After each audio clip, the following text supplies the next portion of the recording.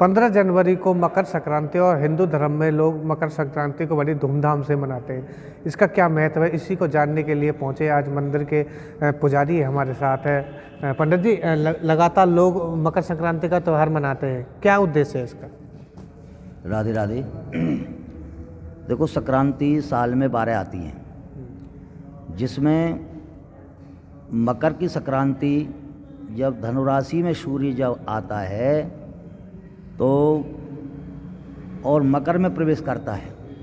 जब मकर में जब प्रवेश करता है 14 जनवरी को या 15 जनवरी को, तो उसमें मकर की संक्रांति कहलाती है। इसलिए मकर की संक्रांति इसलिए कहलाती है कि मकर का स्वामी ही शनि, जब शनि न्यायाधीश पद मिला हुआ है, जब पुण्य करके, जब गुरु ज्ञान दे करके और शनि के मार्ग के इसमें जाता है मकर, तो इसलिए यानी कि दान पुण्य की गति बढ़ जाती है, पूजा की गति बढ़ जाती है। क्यों? शनि न्यायाधीश है। तो परमात्मा की कृपा से एक समय जब भगवान विष्णु ने जब असुरों का संहार किया था, जब असुरों का संहार किया था, दैत्यों का संहार किया था, सभी वो सिर जो है उसमें समुद्र में फेंक दिए गए।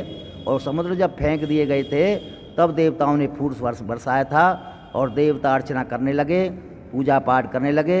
इसलिए मनुष्य जन्म पा करके हमें पूजा पाठ दान पुण्य करना चाहिए, जिसे धर्मेण राज्यम लभते ही मनुष्य स्वर्गे च धर्मेण नरः प्रयाति आयुष्य कीर्ति न तपस्य धर्मम धर्मेण मोक्षम लभते मनुष्य। धर्म करने से, पूजा पाठ करने से हमें आयु, यश, कीर्ति और बल प्राप्त होता है और राज्य प्राप्त होता है।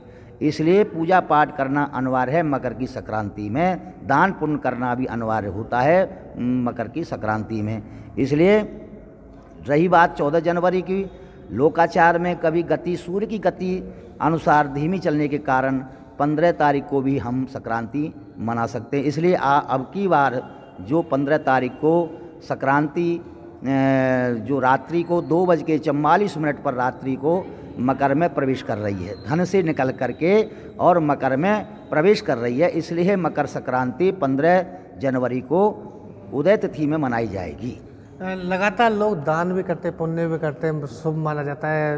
किस तरह से मनाना चाहिए हमें मकर संक्रांति? दान पुण्य करने से मैं बता रहा हूँ कि पूजा पाठ भगवान शनि की जो हुआ है ना, मकर में जब शनि का स्वामी होने के कारण, और मकर और कुंभ ये 2 महीने जो होता है संक्रांति, सूर्य जब आता है शनि में और सूर्य जब शनि में प्रवेश करता है तो सूर्य का पुत्र है शनि, तो शनि जब उसका अपने पिता का कहना नहीं मानता है तब ये उल्टे कर्म करने लग जाता है पिता के अनुकूल।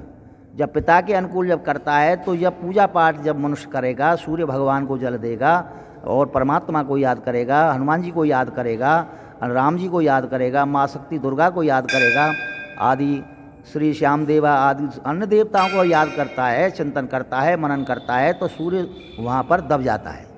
इसलिए सूर्य भगवान की कृपा से फिर शनि कुछ नहीं करता है उसका, और दान पुण्य से वो है आगे बढ़ता चलता है, प्रगति करता है। तो लगातार हमें जो मकर संक्रांति का त्यौहार है तो किस तरह से मनाना चाहिए? हमारे एक बार दर्शकों को बताइए कि किस तरह से हमें सुबह किस तरह से पूजा विधि करनी चाहिए। एक बार देखो, सुबह उठ करके परमात्मा का चिंतन करो, यानी कि अपने हाथों की हस्तरेखाओं को देखो, सुबह उठते ही पृथ्वी माता को प्रणाम करो और अपने पिता कुल, अपने माता पिताओं को चरण स्पर्श करो और पूजा पाठ नहा धोकर स्नान इत्यादि करके भगवान का, अपने गुरु का ध्यान करो, चिंतन करो परमात्मा का, और अपने फिर कार्य करो। अपने जो कर्म बताया है उस कर्म को करो, अपना पूजा पाठ करके, अपना दान पुण्य करके, अपना नित्य अपना ये कर्म करना चाहिए। तो बिल्कुल जिस तरह से पंडित जी ने बताया है कि मकर संक्रांति हमें किस तरह से मनानी चाहिए, क्या कुछ महत्व है, ये हमें पंडित जी ने जानकारी पूरी दी है। जितेंद्र बेनीवाल, लोकल 18 फरीदाबाद।